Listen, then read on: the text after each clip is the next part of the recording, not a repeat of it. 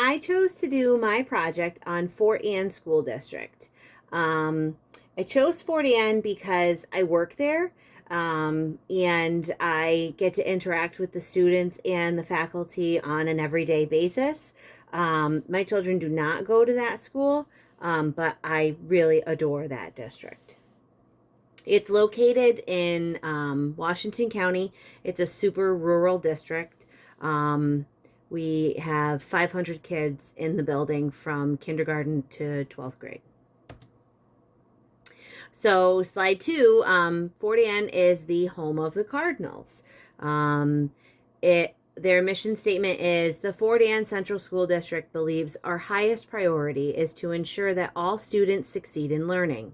We believe in providing an engaging and innovative learning environment that emphasizes the development of our students to become productive members of a multifaceted, diverse global society. The demographics of the school, it's primarily white. It's 97% white this year. In previous years, we've had a little bit different demographics, but as kids graduate or as they move out of the district, it really skews our percentages because it's such a small district that literally 2 kids makes the difference in the percentages. What does Fort Anne School look like? So in this picture, that is our all-star principal, and those are some of our senior kids, and this is their Latin American Studies classroom. It looks like a typical classroom, except this year we have safety measures put into place per COVID guidelines. So 6 feet apart at all times, etc. There's very small class sizes. It's a graduating class of less than 40 kids every year. I think the most that we've ever graduated is 35. This graduating class this year, there are 22 kids in it. And of those 22, I believe there's 9 girls. The rest is boys. Students will have the same teacher more than once in their educational career because it's such a small school. So your ELA teacher that you have in 10th grade, you're going to have again in 12th grade. The math teacher you have in 6th grade, you'll have again in 9th grade, possibly 10th grade. You could have her again in 11th grade. It just depends on where your academic track falls for that. Faculty and staff work hard to help students succeed. Because it's such a small school, we're more of a family atmosphere. Nobody is left behind or forgotten. The emotional and physical state of students and staff. These are our kiddos on the first day of school. Everyone agrees on one thing: virtual learning is really hard. For the teachers, for the students, for the parents, nobody liked it. As much as the kids don't like wearing their masks, they hate virtual learning even more. Everyone is committed to working together and adhering to guidelines to keep the school open. As much as they don't want to wear their masks, they don't want to be home. They don't want to have to go through the struggles that we went through from March to June last year. The students are genuinely happy to be at school again. Where else are they going to see their friends? Granted, they may only see them and have to wear a mask and not be able to sit together in every class, but they can still at least be in a building with their friends. The rate of poverty among students. The graph shows the number of students who qualify for reduced lunches. That's not the ones that qualify for free lunches, but we're still markedly higher than the New York State average. Fort Anne currently has over 54% of students who qualify for free or reduced lunches. This year, everybody gets a free lunch. It's one of the grants that was given to the public schools in New York State. So this year's data is going to look a little bit different than previous years. This data on this graph is from 2018 is the most recent. Over 20 families in Fort Anne participate in the backpack program. What the backpack program is the families receive supplemental snacks in a backpack that the kids bring home. So it'll get them through the weekend. They take it home on a Friday. So for instance, this past Friday, all of the kids got a loaf of bread, a jar of peanut butter, a jar of jelly. They got enough snacks for each child in the household for the whole weekend. They got canned vegetables, canned fruit that'll get them through for the weekend. It's just to provide them with enough to get through until school opens up again on Monday. 35% of our students live in poverty. It's a farming town. Farmers really don't make a lot of money. So we have a higher percentage of children in poverty. Textbook and resource materials. The math department. They use workbooks from eMath Instruction. If you click the link, it'll take you right to that website. It aligns with state standards. It was developed by a New York State teacher. And then the teachers will provide other resources as necessary. The English department. They do not buy new books every year. The kids will read, like this year, 9th grade is reading Romeo and Juliet. The kids get those books. They will get Shakespeare, because Shakespeare is really hard to read.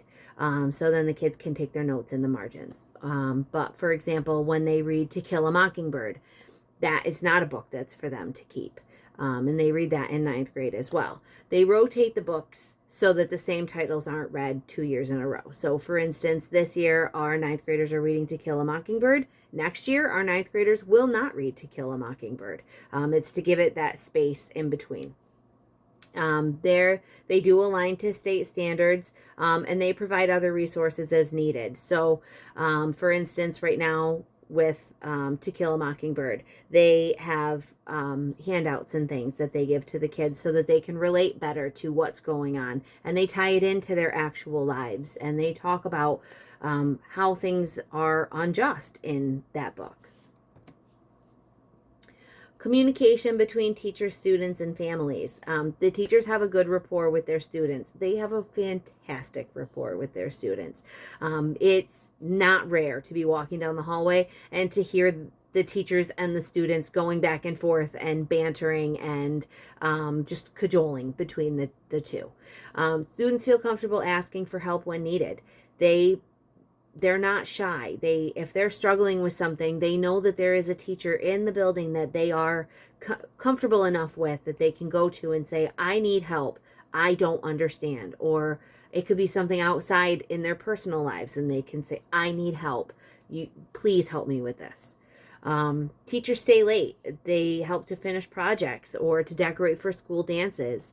The families feel comfortable reaching out to the principal. There are numerous families that have the principal's personal cell phone number, and they call him regularly to update them on how things are going with their family, to talk about their children, to talk about the mental state of their children with all of the things that are going on, etc. Teachers feel comfortable talking to families if students aren't meeting expectations. The teachers have no problem with calling parents or emailing. There is an open line of communication. There's an open line of communication between the teachers too. So say I have a student who I see is struggling, I can reach out to the science department and say, hey, did you notice that he's also struggling? And we can try and figure out what's going on in their lives so that we can wrangle them back in and help them to succeed. The teachers also use apps like Remind and Google Hangouts to communicate with the students. I have students that I had last year who still contact me on Google Hangouts and just to ask for help. I don't have them this year, but they just feel comfortable enough doing that. So there's a great communication in the district. Peer interactions. So our graduating class is less than 40 students, always. High school students love to volunteer to work with the elementary students. It's not rare to see, well, this year it would be rare, but last year, for instance, high school students would take a kindergartner by the hand and walk them down to their classroom because they were afraid coming off of the bus. Or if they had a study hall, the high school students would, and they had all their work done, they would leave the study hall and they would go and volunteer to help the elementary kids that are in gym class, or if they were in music and they were struggling, they would be there and they would help them. Students stick together, even the unlikely friends. It's a very small school. So I graduated from a much larger school. My graduating class was 300. We had cliques, we had outsiders, we had all of those things. Fort Anne doesn't have that. The kids all know each other. They all are friends. They all interact well together. It's rare for there to be an issue, a behavior issue, or an altercation. Those things are very rare. Students are very close and no one feels left out or alone. This picture is actually our seniors that graduated last year. They, in any other district, they may not have been friends, but because it is a small district, these girls were inseparable from kindergarten all the way up till high school graduation. Instructional grouping. This year is very different from previous years. The student body is split into two groups. So group 1 comes on A days and group 2 comes on B days. Students attend school virtually on the days that they don't have in-person instruction. Because of that, the instruction looks a little bit different for them. So our school bulletin boards that are typically used to display student work, we don't use them.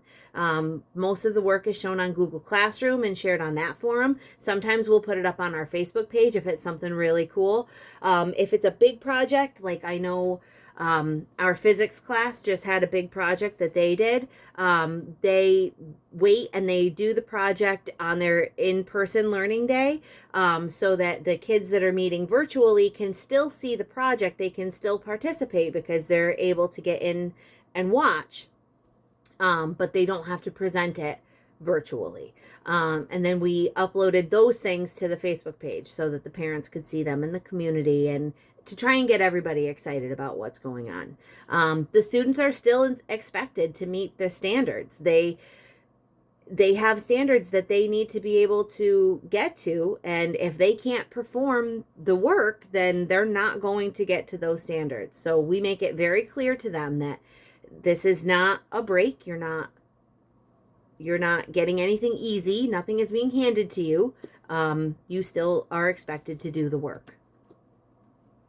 Arrangement of the classrooms. So arrangement of the classrooms on the hallway and the internal components of the classroom are two different things. So in the hallway, most schools have a wing for their science or their math or their social studies. We don't have that. We have at the very end of the hallway is foreign language. And then as you come forward, you've got English. And then as you come forward, now you've got social studies. And then as you come forward a little bit more, you've got high school English. And then as you come forward more, it's administrative offices. And then you go upstairs and it's science. And then you come forward and it's math. And then you come forward and it's the social studies room. And then the stairs to go back downstairs. Specials are shared between high school and elementary school. So those are literally in the middle of the school. But inside the classrooms, they all look alike. The students' desks have to be 6 feet apart. Once the students are in, the bell has rung, and they are seated and no one is moving, they may remove their masks. They have assigned seats. That's not new. Every year they have assigned seats. This year they have assigned seats and they move them once every marking period. So 4 times a year they get to move their seat. The teacher is not allowed to walk amongst the classroom unless her mask is on and the students' masks are on as well. If the student is going to be working closely with the teacher up at the desk, they have to use a desk shield. It's just a piece of plastic. It's like a 3/4 of a square, and they put that between themselves and the student. The students must remain in their seats even during lunch. So the lunchroom, typically lunchrooms have tables. Our lunchroom this year does not. It has desks, and they are 6 feet apart, and the students may not get up from their seats unless it is to throw away their garbage, and when they do so, they need to have a mask on. It's all part of our new safety regulations.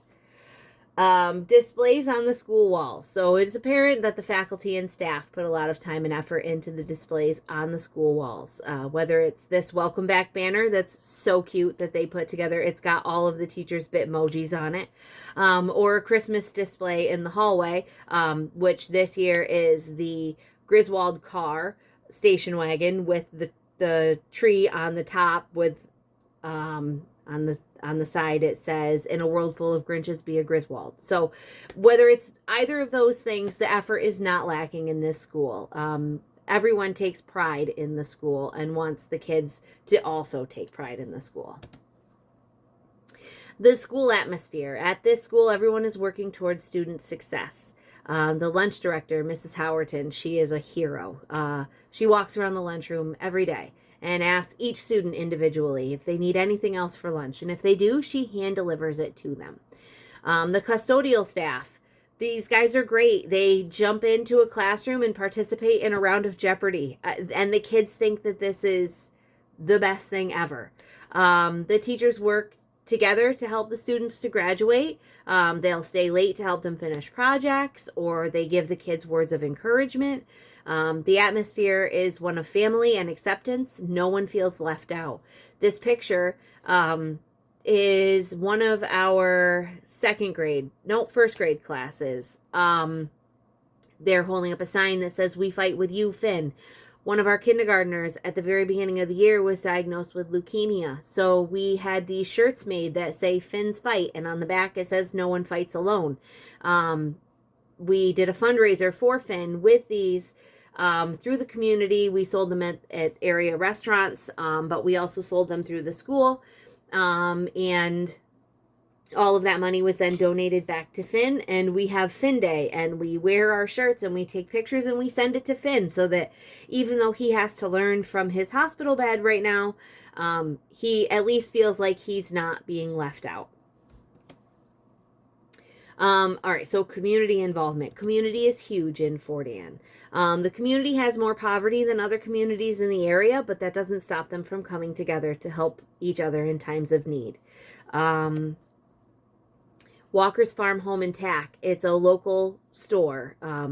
It's a farm store that helps to organize the largest fundraiser for the school. Every year they put on a chicken barbecue that the junior class sells tickets for. So it's not just a chicken barbecue, though. They bring out they build a grill outside, like an outdoor grill, and they smoke the chicken pieces for the dinner out there. They have it, the kids have to box up everything, but they organize everything. They allow us to use their parking lot for that.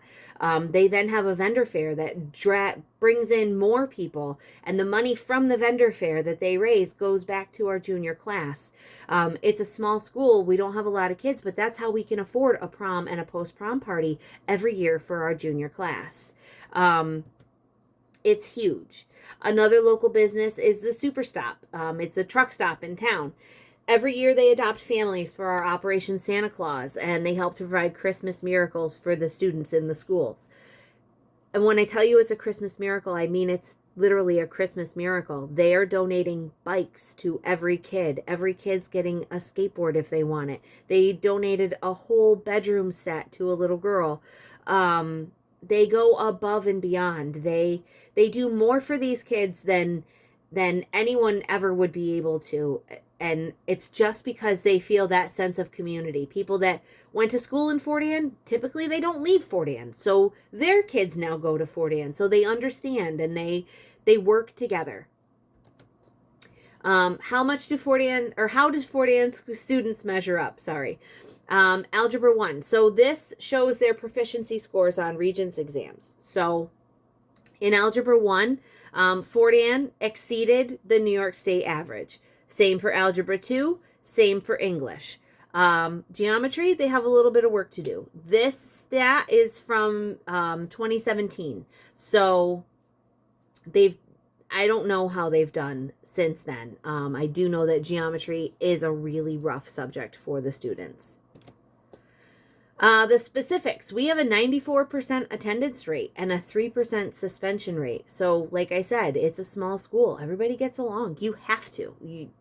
There's no time for drama. 73% graduation rate within 4 years and a 91% graduation rate within 5 years. So what that means is sometimes it takes students longer than 4 years to graduate. Sometimes they have to repeat ninth grade, or they repeat 11th grade, or what have you. So that's what that stat means. Safety for the school and the community. This is a typical house that you would find in Fort Anne. The entire community feels safe. For students whose home life is lacking in meeting their needs, Fort Anne School strives to meet those needs. There really is no crime in Fort Anne. It is very rare. Everybody works together and provides for each other. Where things, if their neighbor needs something, they don't hesitate to help them. Learning goals. So the first line of the school mission statement is the Fort Anne School District believes our highest priority is to ensure that all students succeed in learning. They mean it. It truly is their highest priority. The principal and I have had conversations about students that have so much potential, but they, for whatever reason, can't seem to get it together to be able to graduate. So we have conversations with those students and say, listen, you have a lot of potential. What is it going to take for us to get you out of here so that you can start doing what you really want to be doing? The teachers, administration, and support staff are committed to helping the students succeed. It is not rare for a teacher to be on a Google Meet after school with their students, trying to further explain a topic that they don't understand, or to be responding to emails, or to get a phone call from one of their students. The faculty at Fort Anne does not shy away from advocating for students that need it. We try really hard to not have our students fall between the cracks. It is very important that if they have a need, that we are meeting it. If they have a testing accommodation, we are doing that. The CSE office does a fantastic job of advocating for our special ed students. Everyone works together for the best interest of the students. And a lot of schools can say that, but I can tell you that we really do put that into practice in Fort Anne. All right, so professional development. It's focused on helping students meet the changing standards. Every year, teachers get to attend seminars on how to effectively teach the new methods and how to assist the teacher in mastering the standards. I know that the last 3 years, it's been the math standards that have been really difficult. And so we have no problem with sending teachers to go and learn how to effectively teach to the new standards. The administration is supportive of these teachers' desires to attend these seminars. This year, however, it's run a little different. It has to be, right? They're doing a Google Meet or a Zoom. Even though it's done remotely, the teacher still comes to school. We find a nice quiet spot for them to hide that's got really good Wi-Fi, and they do the meeting from the school. That way the teachers can attend it safely, and there's no risk of exposure to COVID. We don't want a cross contamination, as awful as that sounds. A lot of the districts in the area have had to pivot to a virtual learning, and we, knock on wood, have yet to have that happen because we have been so diligent. So how does the student learning goals, state learning standards, and the curricula come together? This year, grades 6 through 12 are using workbooks from eMath Instruction.